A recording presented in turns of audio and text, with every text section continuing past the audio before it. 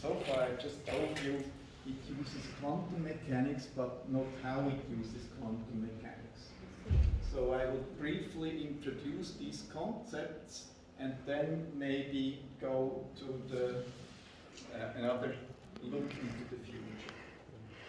So classical computers, of course, are based on digital information. So they don't use text, but they encode text into numbers. So this would be the ASCII code for hello, and the ASCII codes you put into binary numbers, and the smallest amounts of information in this type of encoding is a bit, which can have the logical values of 0 or 1. But the bit has to have a physical representation. Logic alone does not allow you to build a computer. So there are different ways to represent a bit in physics. One is to use different voltage levels, so 0 volt and 1 volt, for instance, or you can use magnetization on a hard disk. You can use the charge on a capacitor or so. Then you have to process the information. So if you have a single bit, for instance, which can have the value 0 or 1, you can invert it. That's the Boolean operation not. So 0 goes into 1 and 1 goes into 0. That's Boolean logic that I mentioned.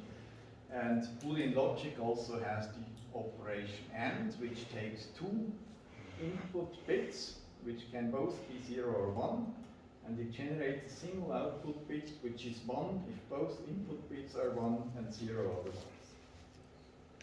Now, that seems very innocuous, but this is actually a serious problem. You see, you have a single bit of output information, you have 2 bits at the input. And that means you lose information. You cannot go back from the output to the input in general. So you lose information, and information means, or loss of information means, you increase the entropy of the system. And entropy, and you can calculate exactly how much it is. The average amount of information loss is K Boltzmann times T times ln2. Sorry, that's the amount of information loss is K Boltzmann times ln2. But increase in entropy is thermodynamically always associated with dissipation of energy. And the energy dissipation at temperature T is K Boltzmann times T times ln2. Now, I cheated a little bit when I showed you this linear, this horizontal line in the earlier plot because I omitted the ln2. But you can imagine that on a scale which covers 20 orders of magnitude, ln2 does not show up. It's less than the width of the line. So this is the reason why Boolean logic is not compatible with zero energy dissipation. If you go now to quantum information, we also use digital information, but instead of representing it by voltage levels, for instance, we use quantum mechanical states to represent the information. So one quantum state corresponds to 0, the other quantum state to 1. And as you know, in quantum mechanics, we have the superposition principle. So if we can have a system in state 1 or in state 2, we can also have it in an arbitrary superposition of these two states, which is of course often characterized by Schrödinger's cat, but probably the more useful representation is the only real physical system which has exactly 2 energy levels. That's the only natural qubit, which is spin 1/2. So you can, for instance, associate the spin-up state of an electron or a nuclear spin with the logical value 0 and the spin-down state with the logical value of 1. And another option is, instead of using a spin, you can use atomic ions, here represented by, these are images of real atomic ions. which can be stored in a suitable arrangement of electrodes. And if you have a quantum register represented by these three ions, you can describe their state by a wave function psi. And to process the information, you have then to apply control operations, which correspond to a unitary transformation U. So this unitary transformation takes the input state into an output state. And because this is a unitary operation, it means by definition that it is reversible. So quantum logical operations can be reversed. And that means that there is no energy dissipation because there is no entropy increase. So the amount of information in the initial and the final state is the same, and that's why there is no minimal energy dissipation in this case. Now these gate operations have to be driven by suitable control operations, which can be, for instance, radio frequency pulses in the case of spins. If you have a spin in the spin-up state, you can apply a radio frequency pulse to bring it into the spin-down state, which corresponds to the logical operation of NOT. Or you have two qubit gates again, which have two input bits, and but in this case, because it's a unitary operation, you also have two output bits.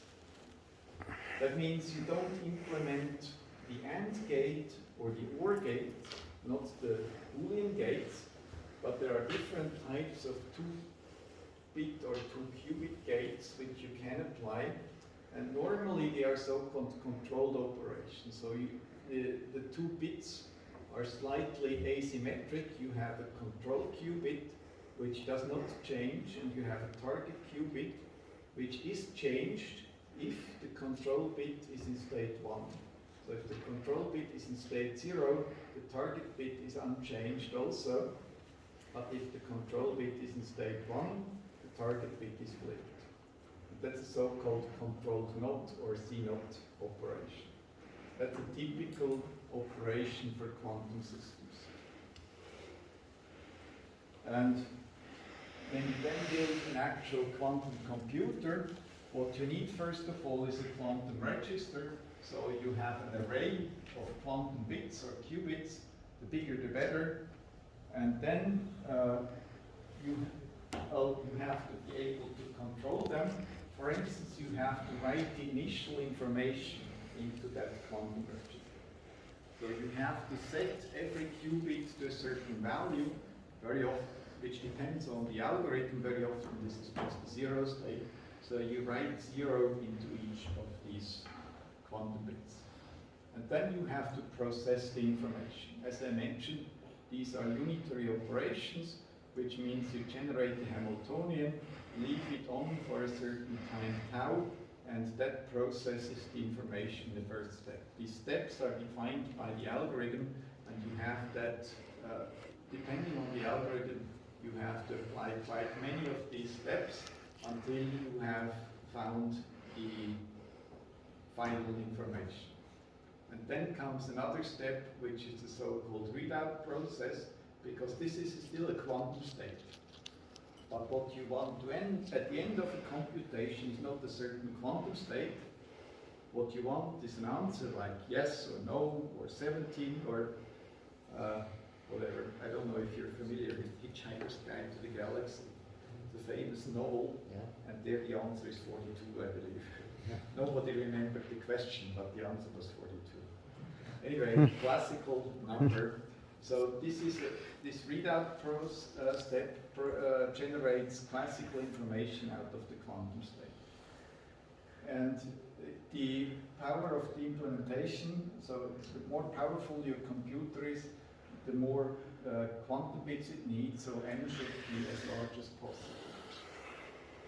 And the power of this computer comes from the fact that you can do many operations of a classical computer in parallel, because you have these superposition states which can corresponds to many possible inputs at the same time. And this is the first experimental system which was used to demonstrate that concept.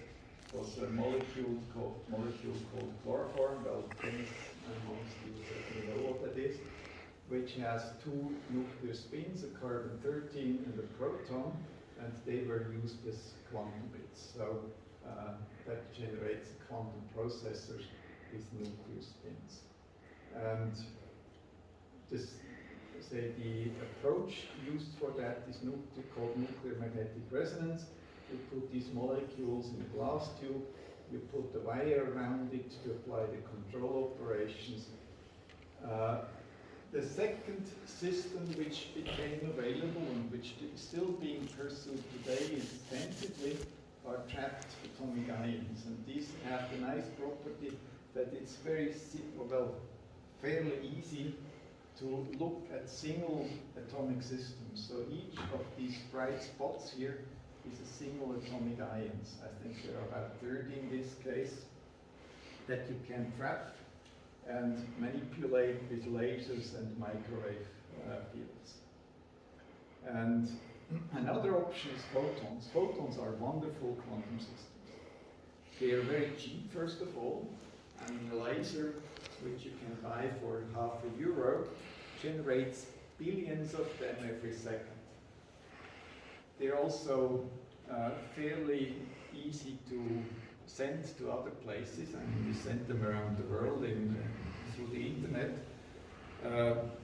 They're also fairly stable. I mean, they can keep the information for a long time. They can bring them from here to the United States or to Europe or whatever. They have one major drawback. If you want to process information, you need interaction between bits. So, as I mentioned, the 2-qubit gate, which processes one bit based on the state of the other bit. So that means you need interaction. But photons don't like to interact. I mean, they cross each other without even noticing anything in free space. So making photons interact with each other is a bit tricky. It can be done, but it makes it a bit more difficult. Anyway, and one of the fastest growing fields today are superconductors. So you have chips made of superconductors like niobium or aluminum. And I mentioned the IBM chip, which recently was announced. That's one of the example systems which uses superconductors. And there are many more, like you can use neutral atoms, you can use defects in solids, quantum dots, electrons, and helium molecular atoms, whatever. So there are many possibilities. There are also challenges. And I mean, for instance, you can ask, why am I doing this presentation on a classical computer? If quantum computers are so much more powerful, why don't I use a classic quantum computer? Well, first of all, a presentation would not profit from a quantum computer. I mean, as you see, a classical computer is perfectly adequate for that, and of course, for most of the tasks for which we use classical computers today, they are completely adequate. And quantum computers are no faster than that. But there are some problems which cannot be solved efficiently on a classical computer and which can profit from quantum information. I mentioned code cracking or factorization. For me, the most important ones are simulation of quantum systems. And there, quantum computers are actually already quite useful. But anyway, making them big enough to become actually useful is still hard. And that's one of the major obstacles. And there are errors and decoherence. So the quantum computers are not as reliable as the classical computers, at least today. And making them reliable is really quite a hard issue. maybe I think I will skip some parts now. Just get maybe one final thing. I would like to introduce our favorite quantum computer of today. Yes. It's Marilyn Monroe, and the movie is Diamonds Are a Girl's Best Friend. So, the issue is maybe a girl's best friend, but we also like them. And in particular, we don't use a perfect diamond, we use defects in diamond. So a diamond consists of carbon atoms, and we use a defect where two of the carbon atoms are missing. One of them is replaced by a nitrogen atom, and adjacent to it you have vacancies, or missing carbon. And together they make, well, in general these defects are the ones which make diamond interesting. I mean, all the colored and therefore expensive diamonds, they have certain types of defects. And we use these defects as quantum bits, and they are nice because it's one of the easiest systems to work with single spins or single atomic defects. So I would like then to skip ahead, and I mean, you already asked about the future, and I would like to provide a few more possible answers on that. And one of the things which, for instance, was suggested by this newspaper article in USA Today is that we would replace classical computers by quantum computers. And I'm pretty sure this will never happen. Mostly, as I mentioned, because classical computers are very good at what they do. So there's no reason for replacing them. But also because the actual quantum computers, they are sort of hybrid. I mean, they also use a number of classical computers for controlling them. But you can also ask different questions. For instance, will quantum computers ever be useful? And here I'm pretty sure the answer is yes, and I can give you a number of reasons why. First of all, quantum computers are already useful for quantum simulations. So as Feynman suggested, you can use quantum systems to simulate other quantum systems. And this is one example of what we have done in that context. We use nuclear spins to simulate other quantum systems. And one of these problems that you can look at is the so-called localization. I mean, we all know that, say, the eigenstate of a photon or an electron in free space is smeared out through the whole universe. So the question is, why does it ever happen that an electron becomes localized? And you can simulate that on a quantum system. Here it's kind of a lattice model where we have an array of nuclear spins, and you have an excitation on one of them. And as you see here, these are experimental data. The information spreads as a function of time.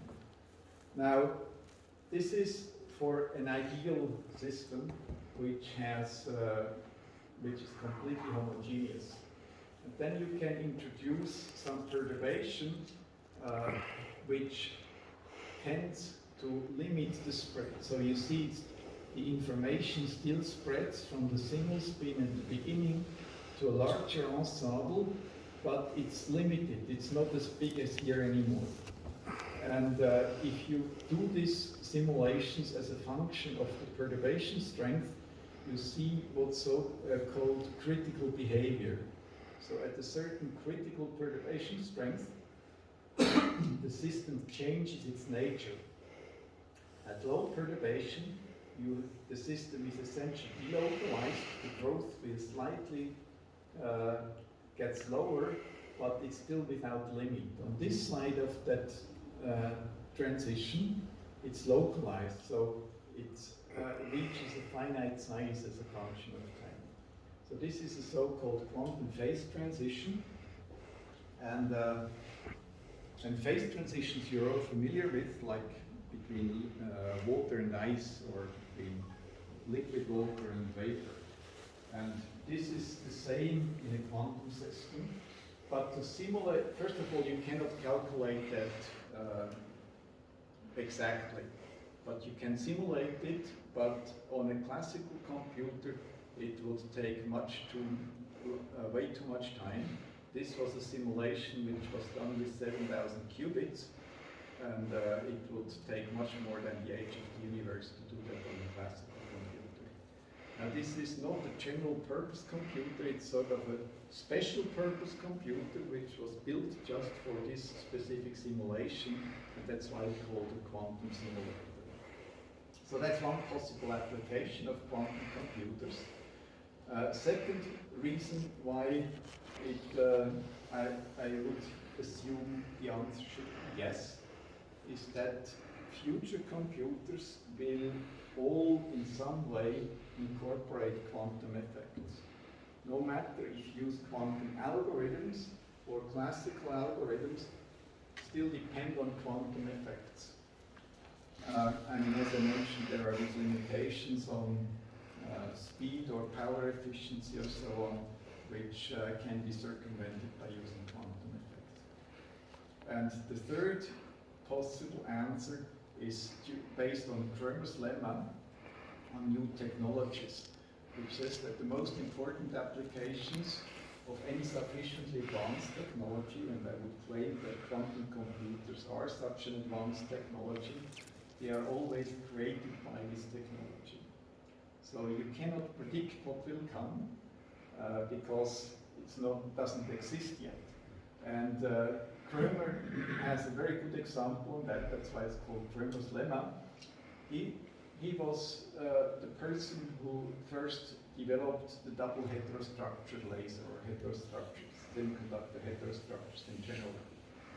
And when he first proposed that to his boss said, no, you cannot waste your time on that, because there will never be any use for heterostructures.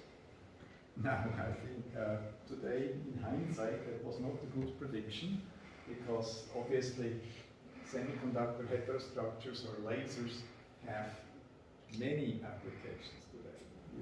We use them for laser printers, for optical communication, for doing presentations and whatever. So semiconductor heterostructures are extremely useful and generate a lot of money all over the world. And in terms of quantum information, such applications may also exist. I mean, probably few of you are really interested to spend a lot of money for buying a quantum computer to crack codes or to calculate prime factors or so. But all of you do some kind of image processing. I mean, if you look at the internet today, probably more than 90% of the information in the internet are images or movies or so. So if you find a way to more efficiently process image information or store image information, that is certainly what people call a killer application. So an application which can generate a lot of income. And it turns out you can actually use quantum information to encode and process images like this image here. Now, image processing entails a number of steps. You first have to encode the information. So when you have the image, you first have to bring it into digital representation. Then you apply your algorithm to process it. And at the end, you turn back the representation of the final image into some physical form. Now, if you have a typical image, say 16 megapixels or so, I mean, I see you're all taking pictures all the time, so each time I guess you're doing something like 12 megapixels or so, and that takes at least 12 million bits times the number of bits per pixel. So you use a lot of memory to store that information. It turns out you can also store it in a quantum state. And to represent 16 megapixels in a quantum system, you need 14 qubits. Not 14 million, but 14. Because it's the number of pixels that you can represent in n qubits is 2 to the n. So that's one thing. And then you can process the information, and depending on the algorithm that you want to implement, it can be quite efficient. Let's assume, for instance, typical image processing task, you have this image, it's less than 16 megapixel, but that's easier to show. But the task is that you want to find the borders. You have black and white areas, and you want to find the border between them. Obviously, you can do that with a classical algorithm, just compare neighboring pixels. So to find that border takes about a number of operations which is roughly the same as the number of pixels. So for the 16 megapixel or 12 megapixel image, you take 12 million operations. Now it turns out if you have encoded that in a quantum system, you can do the same with a single step, one operation on one qubit. So this is quite a lot more efficient than the classical system, and it's a type of operation which is done very often. So I'm pretty sure there will be useful applications for quantum computers in the future. And as we know, it's always hard to predict the future. This supposedly was a prediction about the future which was made by somebody whose job was to predict the future. It was the head of the US Office of Patents in 1899. But I'm sure the US Patent Office has issued many more patents since then. Or you've perhaps heard this statement: this device is absolutely useless for us, which was made by Western Union on the telephone in 1876. Or the boss of IBM in 1943 predicted there would be a world market for about 5 computers. Maybe that's the reason why IBM is no longer a big player in the computer business. There was a prediction that nobody wants to have a computer at his home. I'm sure all of you have many computers at your home. Maybe you call them telephone or washing machine, but these are actually computers. And this was again one of the founders actually of a high-tech company. So a person whose livelihood depended on making correct predictions about the future. This was a correct prediction in 1949 that a computer would have would weigh less than 1.5 tons. That's certainly the case today. This was a pretty stupid prediction, although Bill Gates says he never made that prediction. We will never know, I suppose. And it certainly wasn't true, it wasn't correct. This was a correct prediction. Part of it, at least, the first part. I predict the internet will soon go spectacularly supernova. So the internet certainly has seen a large explosion, but it didn't catastrophically collapse in 1996. This was an interesting person, by the way, and he was one of the few persons who admitted that he had made a mistake. And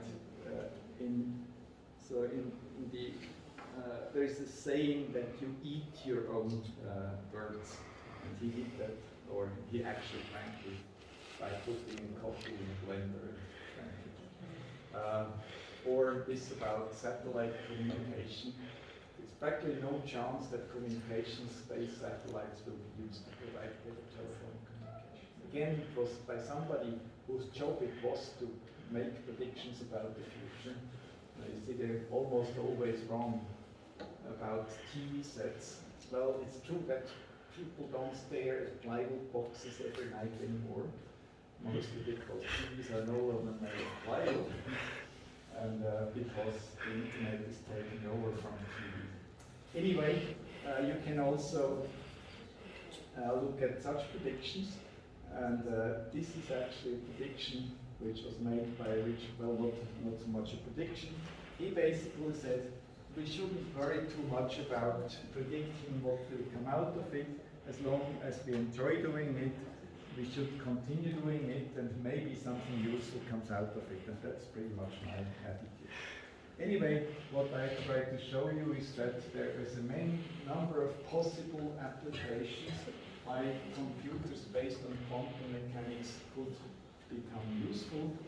It's not so easy to realize that potential. I didn't go much into details about these problems and how they can be avoided, but I would like to say it should be possible, and I would like to thank you for your attention. We thank you.